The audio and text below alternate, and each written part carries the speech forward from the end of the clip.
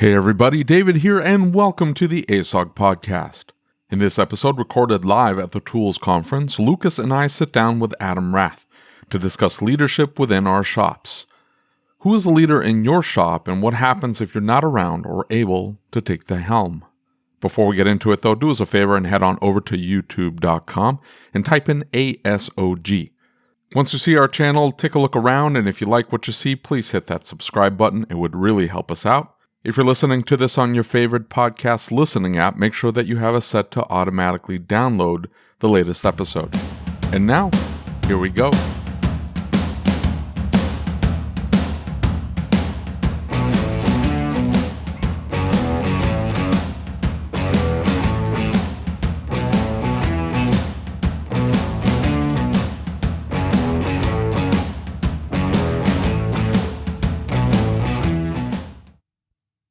What's that hiss? It's because somebody routed all the power right next to them. Are you serious? Mm-hmm. It'll be okay. It'll be just fine. Well, I can noise reduction that out. Have you checked the audio into the feed or the stream? I didn't, but you can see the doodad bouncing around. See? Oh, if the doodad's bouncing. Well, the doodad's got to bounce. Otherwise, whatever. Okay. You good, Adam? Yeah, we got like 20 minutes to talk. And then I know what I want to talk about. Lori's going to be here. But you know what? Lori can sit down and we can have a discussion with Adam. Who's and Lori? She is the training coordinator for ASP-pa. Yeah, let's fucking talk to her. You know you're streaming live, right? Let's talk to her. So we're just the second we go live, I'll start dropping F-bombs. Is that us live? Yeah. Yeah. Okay. Did you not think we were going to go live? Like, this thing tells me. Look, we already got one. That How one would I person know that was watching. What's that? You think somebody could have said something to me? You know, You guys know I have like a horrifically foul mouth, and nobody warns me. Like, you would think that David would recognize. You would think that he would understand. That Hey, when I this said is- I was going to check the audio, that did you not think I was going to go live? Of course I did. That's why I was checking the audio to make sure it sounded good, to make sure it looked good, David. I don't just hope things are okay. I make sure they're okay, David. Okay. Adam Rath. What's up, buddy? good morning. Good morning. I have to go to the bathroom. No. I do. Listen, you're going to have to hold You're gonna hold it. You're going to have to hold Sit down and be quiet. So, This took us an hour to get set up. We got in here early. We were supposed to get this done by 9 to start at 9.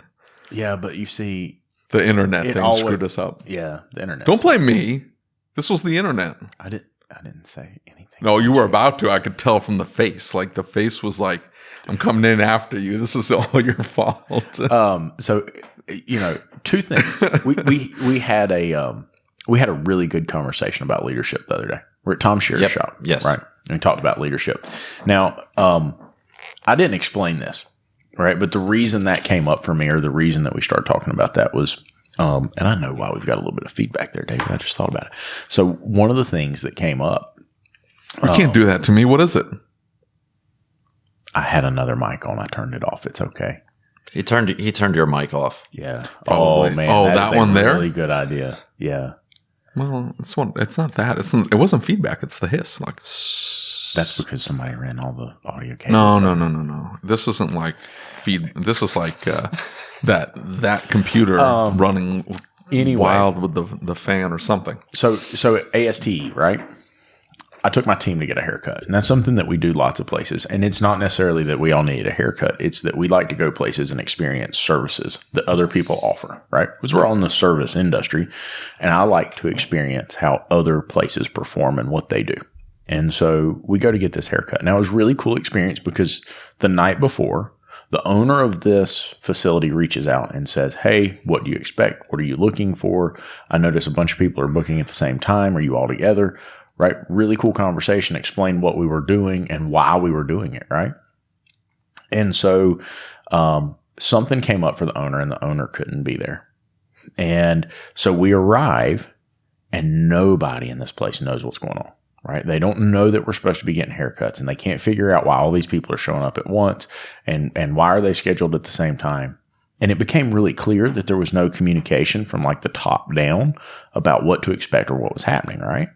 Now, it's not that that's the end of the world, but it turns out that the owner had communicated to the next leader, the manager, hey, here's what to expect. Here's what's going on. Guess what? He was late that morning. So now all of their clients, not just us, but other clients are standing here saying, this seems like super unorganized. Like, this doesn't seem like this isn't what we would expect, you know? And you can see the stress and you can see the frustration on everybody's face. And so when we left, Shannon, who is my service advisor / manager, looks at me and says, we need to have a leadership hierarchy so that doesn't ever happen to us. If something goes wrong, who's the next person in command? Who's the next person who steps in and says, we know what's going on? And, you know, so one of the things we do to avoid this is we have team meetings every morning, right? And here, okay, if such and such is a no-show, you're going to this. If this happens, you're doing this, right? You know, Dutch will appreciate it. We always call it, you know, pre-flight briefing, right? We have a plan of what we do when something goes wrong. But in the same respect, there's got to be a hierarchy. Who's in charge? And so I'll never forget your reaction because we start talking about this and you're like, hang on a minute, I'll be right back. Well, I really wanted to know. I thought, you know what? We've never actually discussed that at my shop. I wonder who the heck is in charge when I'm not there. And I haven't been there a lot recently with the new shop going on. So right. I text Jen, who I'm assuming is in charge if I'm not there, and said, who's in charge when I'm not there? And she starts giving me all these political answers. Well, we kind of divide and delegate. I'm like, no, who is in charge if I'm not there? And then she's like, well, I don't think I understand the question. Am I in trouble? I'm like, I just want to know who is in charge if I'm not there. Right. And she ultimately said, I really have no idea who's in charge. And so she now knows that she's in charge if I'm not there. Right. And I think that's important because look, if there isn't a head, right? If there isn't a leader, everybody runs around going, oh my God, because that's what we experienced at that barbershop. They were going person to person to person. What do you think about this? Oh man, I don't know. What do you think about this? Hold on now. How much of that was them not having a quote unquote leader versus them not having any structure? Because like, if I'm not there, like my service advisor, Juan, like he still has to do his job. Yeah. Which is to make sure the cars get out the door and checks in the car and, you know, answers the phone. Like he still has to do his job. The techs still have to do their jobs. Interesting point. And I do so little at my shop. We know that. You don't even have to say I'm just saying it's just given. For like I'm not being stupid about it. Like I'm serious. Like I do so little at my shop where like my job is to find the part that no one else can find. Hey, I went to Parts Tech, Repair Link. I can't find this. Can you help me out? Because it's going to suck up time. So like I've got nothing else to do. So I'm like, sure, yeah, I'll sit here and I'll look you have to go to the bank. Yeah. Well, I can do this on my phone. So so that's my job. That's what I do. So that's the only time I get called in. So whether I'm there, I'm not there, you know. But hang on here. So there's a reason that we went that route as opposed to thinking it was a lack of structure, a lack of training. Okay. Right? And it was that the minute that the manager that was late walked in, everything went, right? I mean, it was like the wave on the ocean just went flat instantly, and it was smooth sailing, right? The water was calm, and he walks in, he says, okay, here's what we're doing. You're going to do this, you're going to do this, and you're going to do this. That's my point, though. If everybody came in with an idea of what they're supposed to do, look at your shop. You haven't even been at your shop. Has the shop faltered? Is everybody running around like chaotic? He doesn't know. He's not been there. Did revenue all of a sudden drop by? I drove past 50%. The building the other day. It's still there. So well, that's my point. though. No. I mean, that's just it. Everybody's doing their job. Yeah, that's what I'm talking about. Like if at the and I'm not saying you don't have a valid. You absolutely have a valid point. It's incredibly important to understand. Why are you staring at yourself? It's creepy. No, I'm trying to check your timing to make sure your timing's right. My timing? What do you mean my timing? Well, you see your audio's off a little bit. Adam's looking a little concerned. See? My audio? Oh, God. I should have shut my mouth. You shouldn't have said anything. Now I'm all distracted. if you're not distracted, something's wrong. That's there though. Like here, it looks like. Well, I guess that's StreamYard, so it's whatever. Anyway, but here, so you're realize too, as your operation scales, which I know you have no desire to do, but like, let's say you started you got to you had 5 techs in there. You're going to need 3 people on your front counter probably. You're going to need some sort of a manager. You're going to need a service advisor. You're going to need a CSR. That sounds like extra payroll. But my point is that I'm good at extra payroll. When you have a hierarchy of leadership, right, it takes some of that stress off, and it because I think we're emotional creatures. When we realize that we need to be making decisions and moving and grooving on our own, and we have people waiting on us, and they're standing there. But you almost want that, though. I understand, but what I'm saying is not everybody has that potential. No, and that's what I'm saying is I think you have a perfectly valid point. I think you're right. You walk into a lot of shops, and the shop owner isn't there. It's chaos. Yeah, because everybody's like, who's going to check this car and what and they don't, because they're being told all day long, go do this, go do that, go do this, go do that. Right. And if there isn't anybody there telling them what to do when, they don't know what to do. They freeze, which is what happened at your barbershop. But it's a lapse in leadership, right? And so a leader doesn't just, in my opinion, come in and tell people what to do. Your theory, that's what was happening at that shop, right? Yeah, but I think it's more. I think it's more than just that. I think when you have a leader, right, and he comes in, he brings comfort. He or she brings comfort, brings a sense of normalcy, brings the fact that I'm going to take care of this. Don't worry, I've got it. The stress is on me. We're good. We're going to do this, right? So they bring confidence to the team. They bring a whole different level. It's not just coming in and telling people what to do, right? We were talking about that with somebody the other day, talking about growing to be a leader. There's aspects of leadership that you're David, I think you're looking at this and saying, Lucas is saying somebody to tell everybody what to do. No, I'm talking about a leader. I'm talking about who's the leader, who's the person who has the emotional intelligence, who's the person in the shop who can go in and say, listen, here's the situation, here's what we've got, we need to do this, calm everybody down, settle the situation as a whole, because this guy walked into chaos in this barbershop. Right? It was complete chaos. There were people getting emotional. There were clients that were upset. This guy walks in and says, listen, let me walk through this. We're going to get this taken care of. Hang on just a minute. And he just brought this whole different, vibe to the experience. Yeah. Right? All I'm saying is that the lack of leadership came in the fact that he didn't have his team prepared for him not to be there. Yeah. How many shops are like that? Well, that's what I'm saying. That's the issue is if the shop doesn't function when you're not there, right?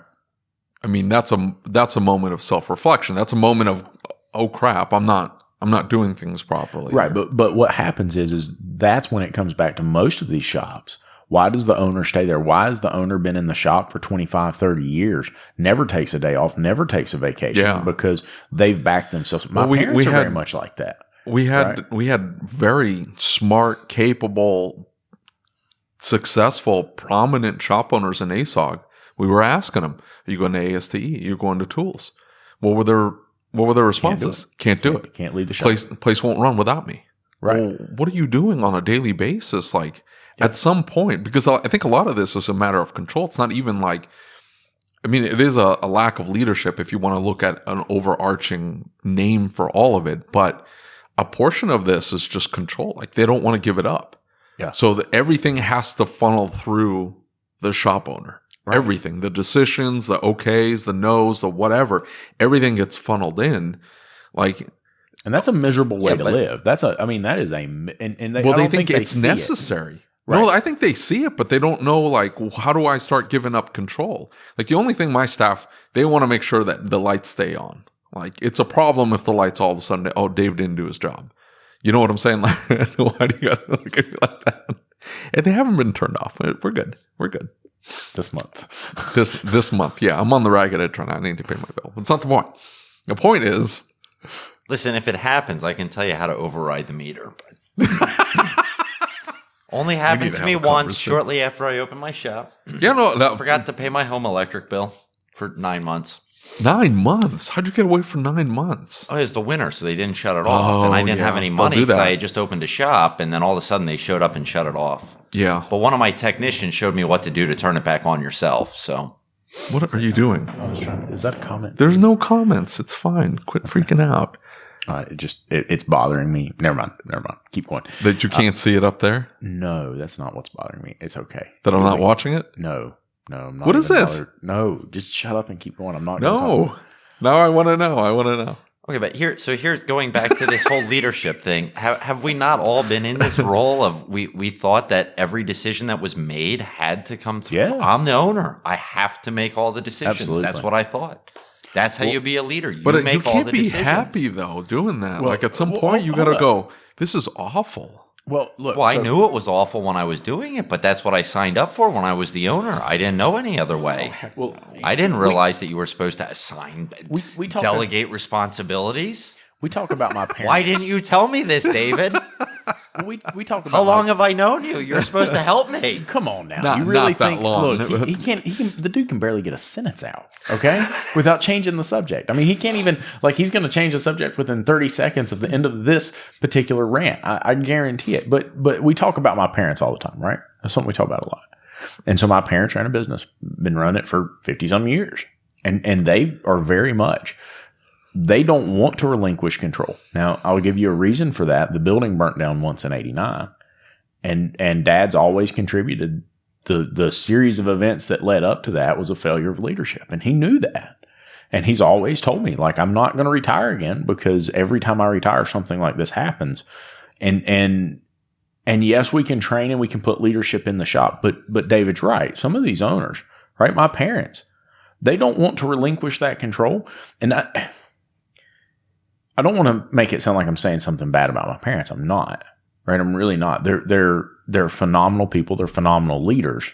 They never wanted to upset people. They never wanted to put their foot down. They never wanted to grow in that way with the business. They were happy with the business doing what the business did.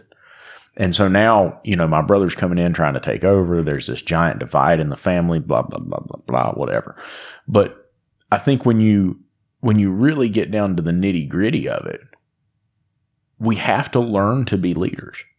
And you have to put a leader structure in place, whether it's a shop, whether it's any other kind of business. And so after all this happened, right, there was another thing that came up for me. And I just happened, I wear I've got a series of wristbands I wear, E+R=O. And so I was, who Brian Kite is?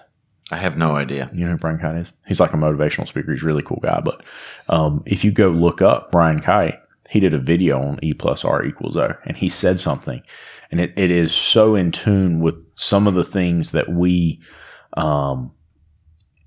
were just talking about with this leadership situation. And it's that he was talking about this. My brother's saying, I'm going to put checklist in place for the business so the cashiers, before they can clock in and out, they have to go through the checklist, right? And the very next day, I'm watching this video and Brian Kite says, if you have to put a checklist together, wouldn't everybody do it? If it was as simple as saying, do all these things to be successful, wouldn't everybody be successful? But that's not how it works. It takes leadership. Leadership is more than going out and saying, do this.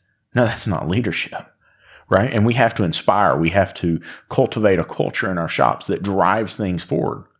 And so that hierarchy of leadership, A, I think it's recognition that you need a leader besides yourself, and B, it's recognition I have to train them as a leader, right? You're part of this business culture. I need you to help me develop this culture.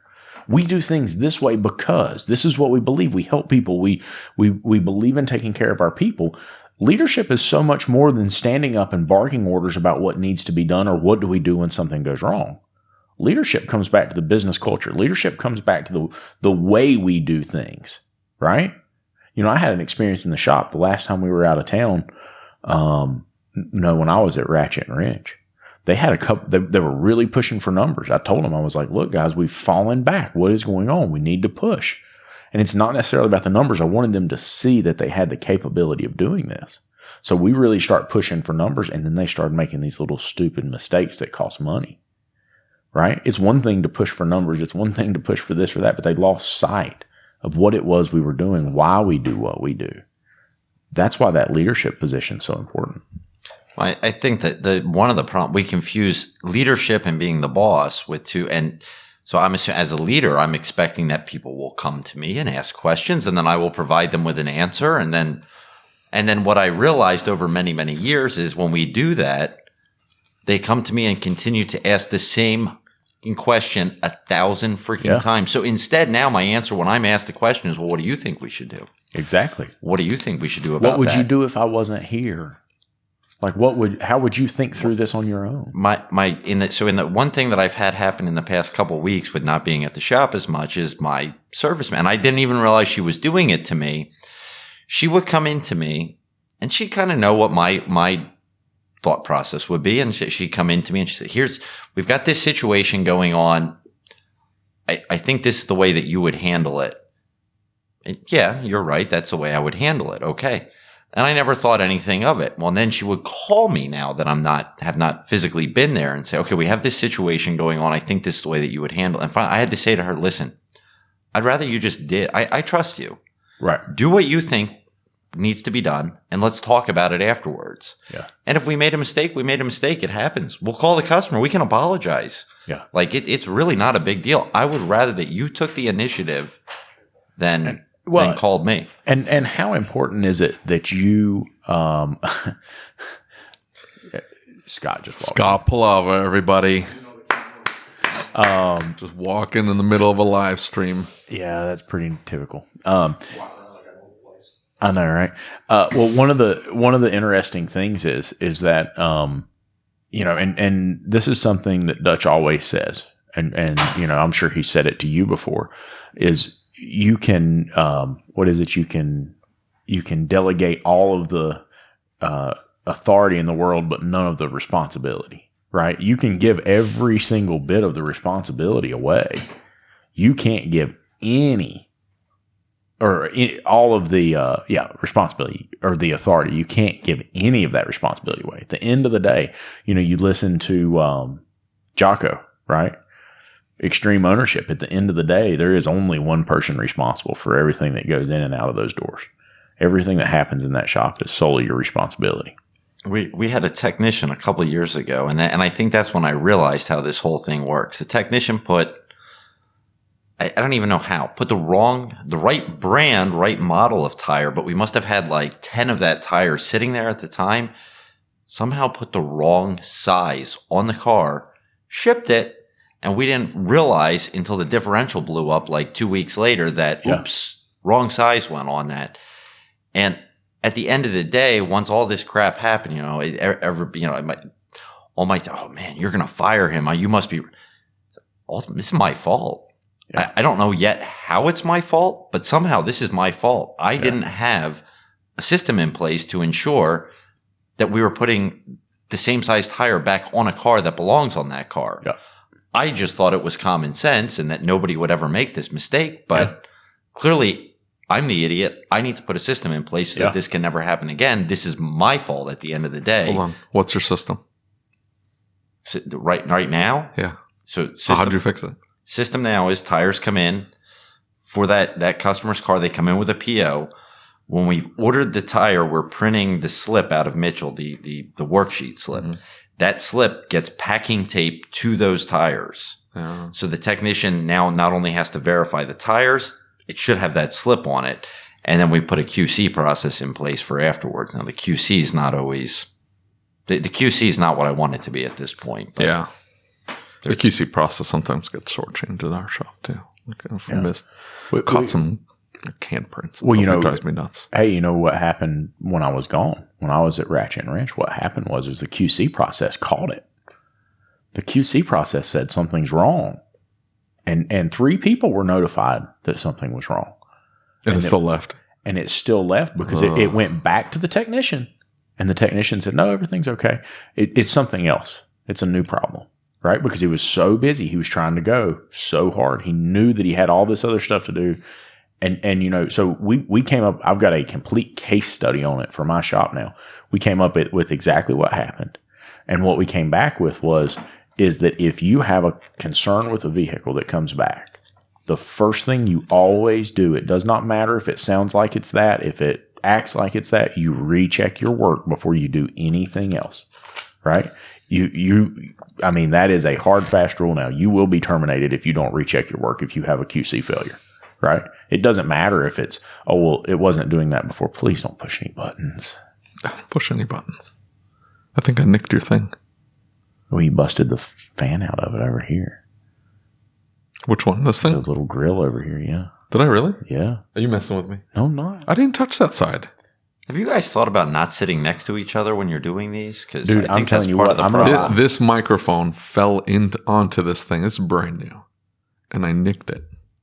Listen, I'm going to get myself a super long XLR cable so I can sit down there. And I think there's a way. Put me on the end.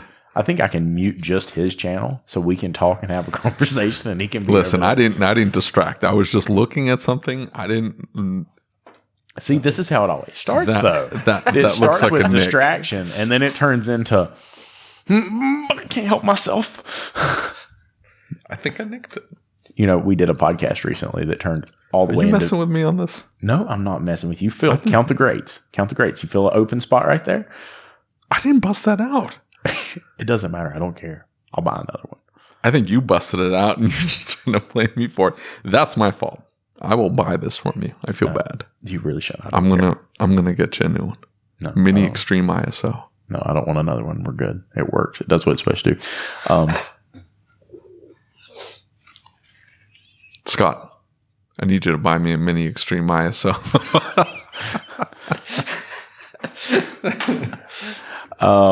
But you know, I think that, you know, especially on the leadership conversation, I think that there's so many ways that leadership expands beyond telling someone what to do. And you know, just like we come to these... You're beating that dead horse. What's a PTZ camera? What did I tell you? What did I tell you? He looked down, okay? He looked down and he saw PTZ on this. Hand tilt zoom. Imagine that. You all right now? I thought you were the AV guy. How did you? No, that's all him. It's I've been 99% of this systems here for the past 99% of all this is his. You know what, David? Listen, I bought that Joby right there. That sucker's mine. My pride and joy right over there. I'll be honest with you. If David shows up and he doesn't have to go to Walmart and buy underwear because he forgot them, we're in good shape. Yeah, I don't show up prepared for anything ever. So that's why I do all of this part, right? No, it's your neuroses. Like, we can manage. Dude, we would have had a GoPro going. Hell, I would have had my phone hooked up to that thing and would just hit live and go. Bad audio and everything. That's my point exactly. You know, that's kind of what I was getting at. No, I can't. The audio drives me nuts. The audio. We would have had lapels. Yeah. 4 lapels in there. Yeah. Well, wires not one. Yeah. Just wired. Yeah. Would have been fine. We would have been good. I mean, like pan everybody tilt else zoom camera. What have I walked into? Hold on. What's the point of the pan tilt zoom camera? Does it follow you around? So Blackmagic, you can set it to follow you around, but Blackmagic and pan tilt zoom is, you know, pretty wide thing. But you could sit there and control that camera back and forth, and so Blackmagic cameras with this, you can control ISO, shutter, all of those things. No crap. Mm-hmm. So if you get Blackmagic cameras, you don't have to go up not like you knew that. I just was looking at it. Oh. Yeah. So if you have it, then you go over here and you can push individual buttons. And if you wanted to move your pan tilt zoom, some of their controllers will actually move the pan tilt zoom. So that's zoomed in like so far. That's got, hey, listen. So what kind of camera, hold on, but what kind of camera do you, I mean, it's going to have a specific type of tripod and like a legit camera, like a $1,500 or $2,500 camcorder, or like. I hate to tell you this, but you've not checked camera prices lately. Okay, they're $4,000. I don't know, whatever. Like a Red, $16,000 to $26,000. Okay, I'm not talking about Red. Canon makes $2,500. Just search Blackmagic cameras. All these folks came in thinking they were going to get onto a live stream of folks talking about automotive shops, and David and the bouncing HD ball. No, it's not my fault. Well, one, it's not my fault. 2, they work at shop. It's Saturday. They work at shops all day long. Yeah, like the last thing they want to hear about is shops. Well, what we should talk about is what they really want to hear about is cameras. Yeah. Every shop owner needs a $30,000 camera system.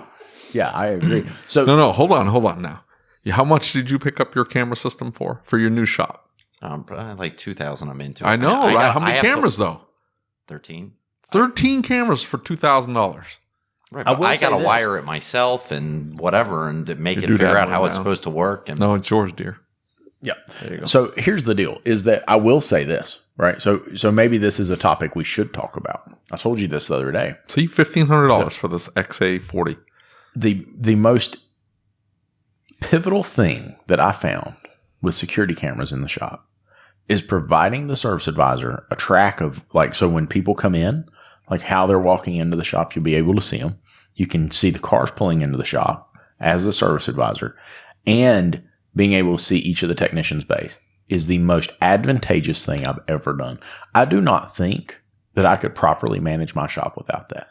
But you don't have, like, my service advisor just has to go and he can see the shop. I understand that. Yeah, I'm talking about Lucas's shop is all. I know. It's like, all convoluted. I'm talking about levels, and I'm talking about the client walking in is a huge deal. Being able to see that client walking in, knowing who's walking in, being prepared, seeming like you're organized, seeming like you know that client's coming in.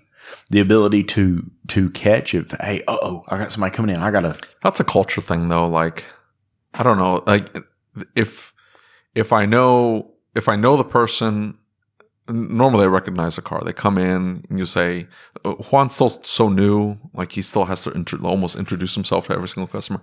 Some of the customers are like, hey, how you doing, Tana? Like, dropping off the whatever, right? And so in those situations, are you serious, Scott? Are you serious? Yeah, I was way louder. I'm going to flip the table over. I'm done. This is it. This is the last podcast. I'm going to walk out. All right, he slammed the door. I can't cut that out. Like, we're done. That audio is trash now. That's why I just went off in left field. Like, screw it. This is done. Done skis. You've been talking for like 10 minutes. It's been trash already. I'm glad I'm not. Scott, you could only screw this up worse by just going into a profanity-laced tirade as soon as we went live.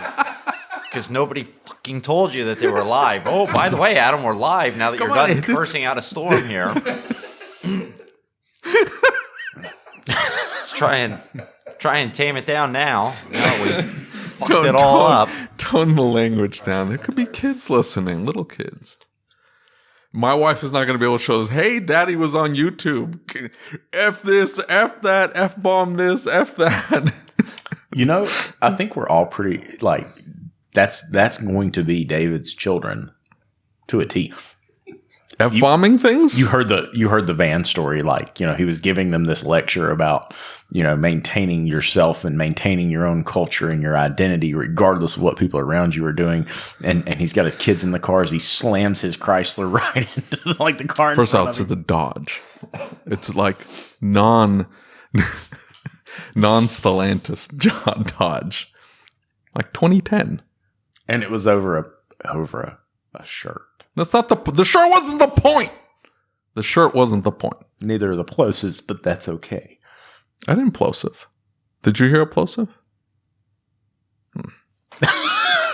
Hey, listen. So, like, does nobody grab, because this is because I always feel bad if a customer, and now I'm not on my front counter, so I don't really do this as much anymore. Right. But when I was on the front counter, customer pulls into the parking lot. I would, if I didn't know who they were, and then they had parked somewhere where I couldn't see the license plate, but I knew they had pulled in, I would get up from the counter, go out to my shop, look out one of the shop windows till I could see what the license plate was, get the license plate number, walk back to our middle service area, plug it in there while they're waiting up front because they've already walked in. Oh, that's Bob Jones. That's who that was. Okay, so then I go, hey, Bob, how's it going? Like, of course I remember his freaking name, out of my 2,000 or 3,000 or whatever customers. Yeah, well, but hold on. Because we were then talking about that whatever that software is that is going to be able to do that, where it grabs the plate number when they pull into your parking lot, then because I think that makes all the difference in the world when you have a customer come in and everybody suddenly knows their name. It does. But here's the other thing on that, though. It's not just about the customer service aspect. Like, when you can see your bays and I realize that technician's struggling. So one of the things we do in my shop is we know when in the morning meeting, we have a conversation about when the technician's supposed to be through each job. And then we have a secondary time and it's more of like a mentally figured number. So if I need to move my list up, we have a no-show. Okay. So Bob Smith moves up. Okay. Now Bob Smith gets the original time slot and the second one goes down. And I just look at his end time and say, okay, well, I know that's 2 hours. Well, as opposed to walking around the shop to manage and expedite the shop, the service advisors, including myself in my office, can look up at the screen and say, oh, Terry's still on that job, or Eric, it seems like maybe he's struggling. I need to go talk to him. Right? Yeah. Because one of the things, like we talk about charging appropriately for testing, right? One of the ways that you do that is make sure that the technician, after his allotted time on it, doesn't just get like lost. I'm really bad. If I'm working on a car as a technician, I go down a rabbit hole because my job's to solve the problem, not to manage my time. So now all of a sudden I'm over here looking at the time and I'm looking at the clock and I'm looking at the screen saying, we need to go have a conversation about this. Yeah, but is this innate for your service managers? Because this is something we struggle with right now. And I don't have a great camera system. We have all just Wise cameras. So there's an app for it and we can log in and look at it. Yeah. So like if I'm not at the shop, I will pop into the cameras periodically, just see what's going on. And if all of a sudden I see that, hey, there's a car that's been in the shop, and especially if it came in the morning, then I'm really concerned. But, this car's been in the shop for 4 hours. Like that on my end says, okay, I gotta find out what's happening here. Yeah. Because you gotta consider it's just not innate to my people. And that's something we're looking at the layout with the cameras for the new shop. I want cameras visible from my service manager's office. I want cameras visible at the front counter. I want them visible in my office so we can all see that and start getting in that train of thought of like, hey, what's going? So like, I'll send a text like, hey, there's a black. Like a lot of that can be managed through like auto text me, where you can add timers in there to flag you. It can be, but you don't pay attention to it, right? And that just depends how you have it set up. Who is it flagging? Is it flagging the tech or is it flagging everybody? You can set up. You can set up for set it to individually flag that one car in this one step. Like you can set it up to do. Who is it notifying? I don't know. Service advisor. It doesn't even really notify them. It turns funny colors and starts blinking at you. So they got to go look for it. But it becomes something you see so frequently, right? Whereas I can build a process that says, hey, look over every few minutes at that screen, and if you see something on that screen that looks off, in other words, let's be thinking about having that conversation. It's just part of what we do in the shop. I'm telling you, I'm not saying it doesn't work, but your per tech production goal is twice mine. You see what I'm saying? Like, dude, you're happy at the end of the day if the building doesn't burn down. Well, yeah, I am, but that's what I'm saying. Like your expectation, you were just saying that you were pushing your guys to hit these certain numbers without you there, without you, fine tuning to ensure that everything was leaving at a high quality, but at a specific pace. Mm-hmm. Where I'm like, hey, the building didn't burn down, and there's money in my bank account. I'm good. Right. Like my expectations are way lower, but again, it's a matter of like they are, but Scott, will you check the door and see if our next guest is here? That's purposeful. Like for me, it's not like I have it set up that way. Like I don't need those big numbers one to pay the bills. Like I need to pay certain bills or whatever, and then also like the way we manage it is if we do a good job in the mornings of communicating to the technicians. We've got A, B, C, and D for you, A, B, C, and D for you, and A, B, C, and D for you. That's what we've got cooking right now. Might change, but that it almost sets that technician's mindset that, hey, I've got 3 other cars behind this one. I can't get stuck for 2 hours on this one because I do still have those 3 other cars. And if we do that, if we do a good job of doing that, they tend to show up and go, hey, I'm going to need more time with this car. I thought I had other cars. Yeah, you do have other cars. Great. They almost self-manage that. If we don't do that, they will absolutely go down the rabbit hole. And they'll be on that car for 3 hours. Well, yeah, I mean, but I'm just saying this is an additional part to that process. This is part of keeping your client happy, right? Because now we have a rule in the shop. We do our very, very best to call a client before they call us, right? So I'm picking up the phone and saying, hey, Miss Smith, I see that the technician's just now looking at your vehicle. He's at this part of the process. Or, and so we're updating You must them. have a lot of time on your hands. Or they call. I do. You said you don't do that. What's that? I was saying Lucas has a lot of time on his hands. To call the customer Right. before they communicate with him? No, he's just really proactive about it. Like, I admire that. Like, we tell all of our customers you're going to hear from, and we leave it a little bit vague. So when they make the appointment, you're going to hear from us by lunchtime. We tell them that too, but they still call. If you haven't heard from us by lunchtime, something maybe went wrong. Just give us a call. Yeah. Because then I don't. That would freak out so much. All of my customers, they'd be calling like at 12:01. Go, there's something wrong with my car. It was just an oil change. Well, and then, the thing we found with that is some people eat lunch as early as 10 o'clock, and they're calling us at 10:30. Like, no, we're still looking at it. We tell everybody that we're going to give you a call before 3 p.m. to give you an update, right? 3? Mm-hmm. Even if it's what if it's an oil change? Car's dropped off for an oil service? We tell them when they make the appointment, now I need the vehicle all day, even our oil services, right? And we add flexibility to our schedule through that. Yeah. And it works really, really well. Well, now, usually they're done at 10 or 11. Right? That's a area thing. We tell them 2 hours, they freak out. They're so used to 15-minute oil changes. If you continue to express to them that this is my way of properly caring for your automobile and it ensures that it's going to be safe and reliable for you and your family, that's what we do, right? Yeah. Because every vehicle that comes in my door, like Rick always says, I'm putting my good housekeeping seal of approval on it. So I take that very seriously as a professional. That's my job. That's what I do. And so, when we get into that, and that's how we're looking at it, oh, Lord. You're messing with the computer. You make me nervous. Why? This isn't the first time streaming. Like, no, it's just all of this is you're just a train wreck of a human being. That's what worries me.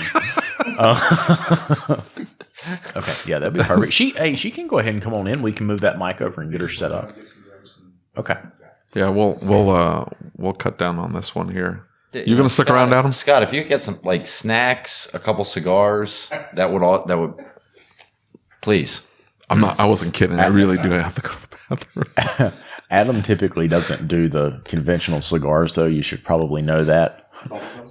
What is the Avipus?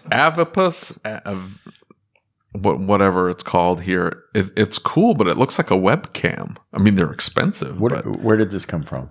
Jim Kokonis. He's watching. Oh, Jim, what's up? Well, he was watching. What? You ran him off? Yeah. No. He called you out. He's like, "Who's the leader of this train wreck?" There is no leader. This is what happens when you don't have strong leadership, Jim. See, because actually, Jim, what happens is David objects strong leadership. It's against his principles. I reject. Yeah, it's against his principles. I will say, to try and lead this dude. Have you ever tried to lead a squirrel? Have you ever put a leash on a squirrel? Okay, it's kind of like putting a leash on a cat, man. Oh Jesus. Jim's watching. Hi, Jim. So keep it professional. I am being as professional as I can be when it comes to you. I got a tinkle.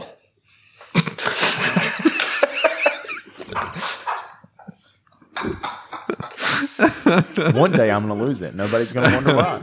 We've had other prominent podcasters tell us that what we do is beneath them. I don't know why they would say that. I don't know. I enjoy talking about video games and mechanical keyboards. Hey, that was a great. Hey, if you guys, the few people that are watching right now and those that are going to catch it afterwards, if you haven't listened to the next part episode where we talk about mechanical clicky keyboards, and old video games, I can't use these new keyboards, man. They suck. Let's not go down that rabbit hole again. We're going to end up talking about stupid stuff for 20 minutes.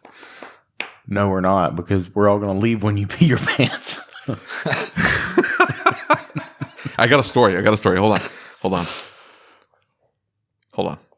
So I'm driving back from Central Illinois. Really? I would have never guessed it. I'm driving back from Central Illinois in my Geo Metro. Okay. Do you remember the thing about the interrupting cow? How was it the interrupting cow? I'm driving back, and there's, at the time in St. Louis, when you're entering the city. No, this is like do you still 13, have 14. the Metro? No, That's so unfortunate. so you remember when gas jumped up to like, this is like mid 2000s, gasoline almost hit $5 a gallon. Right, just Everybody like it was is now. Well, yeah, now let's not get into that. So gas was almost $5 a gallon in Illinois, and everybody's freaking out because at the time, everybody's driving around these massive SUVs getting 11 miles a gallon. Scott knows. And everybody was driving around these massive SUVs. All of a sudden, gas is $5 a gallon, and we're in a blue collar, like fairly depressed central Illinois factory town where all the factories closed. And it's a big deal that to all of a sudden you can't fill up your gas tank for $50. Now it's $100. It's a big deal. And so that's no groceries for the week because you have to fill up your gas tank. And people driving 30, 45 minutes to get to work and stuff like that. So I was driving 30 minutes and this guy comes in, or no, I was driving by this like teeny tiny little town and this guy was selling this Geo Metro for $500. And I'm like, bet. I was driving my Honda, but the Honda was not a Geo Metro. This thing got 50 miles a gallon. And so I bought it before the gas jumped up. When it hit $5, I had people coming up to me going, I'll pay you $2,500 for that car. This car, the door handles were vice grips. So you yank on the rod and then push the door open. By the way, I made plenty of money. I was a store manager. I made decent money. Cars were not my thing. Like, I don't need to drive anything nice. I still don't need to drive anything nice. Like, I don't care. And so he drives the Caravan. So I mean, I guess we already knew that. That's a Grand Caravan GT. Thank you very much. Anyway, but yeah, what happened when he got out here with the freaking rental? Oh man, what? Oh, It didn't have automatic climate control. I don't need anything and nice. a flat tire. And a flat tire. Tires, just cup holders are square. That's just stupid. That's just stupid. This thing didn't even have cup holders. Okay, so I'm driving back in my Geo Metro and going into St. Louis. And I had to pee, and I'm like, I don't want to stop. I hate stopping when you're on the road.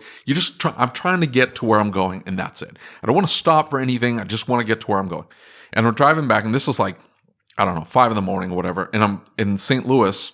I was trying to beat the traffic in St. Louis. At the time in St. Louis, all of these interstates would merge into one bridge. It was the stupidest design in the world. It was called the Poplar Street Bridge. 44, 70, and 64 would merge into one bridge that would then cross the Mississippi, and then it would split off after you got into St. Louis. So you can just imagine the chaos every single morning. That was a close one. Every single morning going in from Illinois into St. Louis, all these people trying to get to work in the mornings, merging into one bridge. It was like gridlock every single morning, and I was trying to beat it. There's no exits. And I'm like, I gotta pee. But you know what? I'm gonna beat this. I'm gonna beat it. Come on in.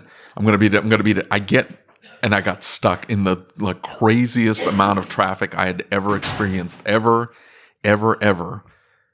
Oh man. I thought I was looking into the cup situation. I'm like, I have some empty cups. It was so bad. I was in pain. And I'm just like, this is awful. This is the worst experience of my life. It was so bad. I still remember it. It was traumatizing to be that bad because the whole time I'm just chugging caffeine, coffee, and like Mountain Dew, and just because I needed to wake up. I had to be at work by 7. That didn't work out, and I got stuck in this traffic. No exit, was the outcome nothing. Of this whole thing. I muscled through. I didn't pee myself. Was and there I no didn't do rust the cup. holes in the floor of this car? I mean, if you're using It vice wasn't grips rusty. to open the door, you'd think there'd just be a look. If an anybody's outlet. ever owned a Geo Metro, they know that the door handle is like, I don't know. It's tiny. Yeah, they're $12 on Amazon. We used to stock them. Yeah. You had that many Metros? Well, no, because the Geo Prism used the same handle. No. The Metro was smaller. Oh, is it? It was a different handle. Yeah. And so, because the Metro was a Suzuki, the Prism was a Toyota. And so the little door handle would snap off, and so the little rod would stick out. And first it was the passenger side, then the driver's side. So you just vice grips. They had that same problem on the Metros. Yeah, the Metro and the Prism had the same problem, but they had different door handles. They were different design. I don't know. We used to have a bunch. We had a bunch of customers with that and the Corollas. He was putting Prism handles on Metros and Metro handles on Probably. Prisms. My God, he's stuck up there. Like, no, well, you put them on and they would just break like 8 months later, and then you warrantied it for 3 freaking years, so you'd have to put another freaking one on, and then we just would. Were they Dorman? I don't know. It was whatever Amazon sold for, because all you could buy is Dorman locally. So I just get them on. What's the difference? I can buy Dorman locally for $25 and then warranty. They never strengthened them. That was the frustrating thing. Like you knew they were warrantying out 30% of their door handles. Put a little bit of fiber in the plastic. Something, but they didn't. And they would snap off in the same spot every single time. Now, I know. So I was talking to some heavy truck technicians years ago. This has been years ago. And they said that there were certain cultures or certain folks who were driving at that point in time. And there were 2 or 3 companies that were hiring these people. And they would expect the world out of these guys. And what would happen would be is you would get 5 or 6 people in one tractor trailer at a time, right? And they would like sleep on the bunks and they would pile up. And they would sleep so they could just keep moving constantly. And the technicians were saying what they were doing is they were taking hoses and they drill a hole in the floorboard. Oh, geez. And then so it would spray down the bottom of the truck. So they said it was miserable to work on. And then they would have a 5-gallon bucket. And they said that was just like they caked on all underneath the truck. Can you imagine? So what they did, like it was snowing that day, so you're getting drips on you, and you're underneath the truck. And so they finally said, "Hey, we can't work on this anymore, right?" So where was your garden hose? I mean, a garden hose might be a little bit big. Kidding, I'm dude. not sure. You probably. I was gonna hang it out the window and just let it go. I'm not kidding. I was on the ragged edge. I'm sure everybody on the road would have loved to see you try and squeeze your belly out that window. Did we learn something about leadership from this, or is this just... It's about Listen, if the shop can't manage without you, reach out to Adam Rath. Yeah. He will explain to you how to do it, how to fix it. I'm not 100% convinced my shop is managing without me. I just know that it's still there and the money keeps going into Well, the then account. that's it. What else do you need to know? If you had seen the fear on this guy's face when I posed this question, we were sitting in Tom Shearer's office and I posed this question, and Adam just kind of gets this like blank stare on his face, and he says, "Hang on, I've got to make a telephone call." He gets up and he walks out. Like, all right, our next guest I is really in didn't here. know who was in charge. okay, sit still, Adam. Next guest is here. We're gonna pause so I can go to the bathroom and get water. All right then. Well, I hope you enjoyed this episode of the ASOG podcast. If you'd like to catch these episodes early, you can do so by becoming a patron. Just go to asog.site and click on the Become a Patron Now button. Becoming a patron helps support the show, gets you several perks, and is tax deductible. Make sure you subscribe to the podcast and on YouTube so you don't miss any of our upcoming episodes. And as always, if you have any questions, comments, or concerns, shoot me an email. My email address is david@asog.site. That's DAVID @ASOG.SITE. Until next time.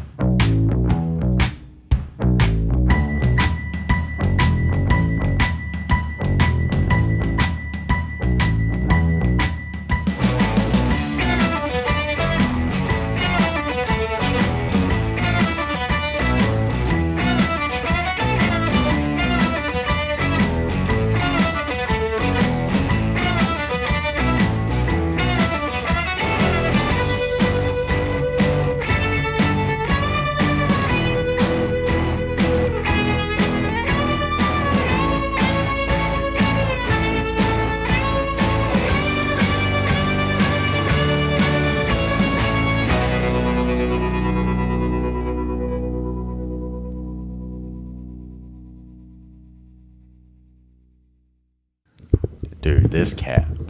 This is every time we go somewhere.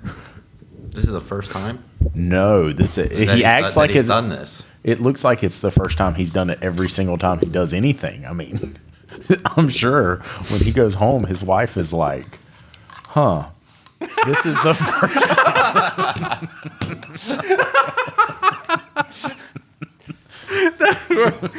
So I was like, huh.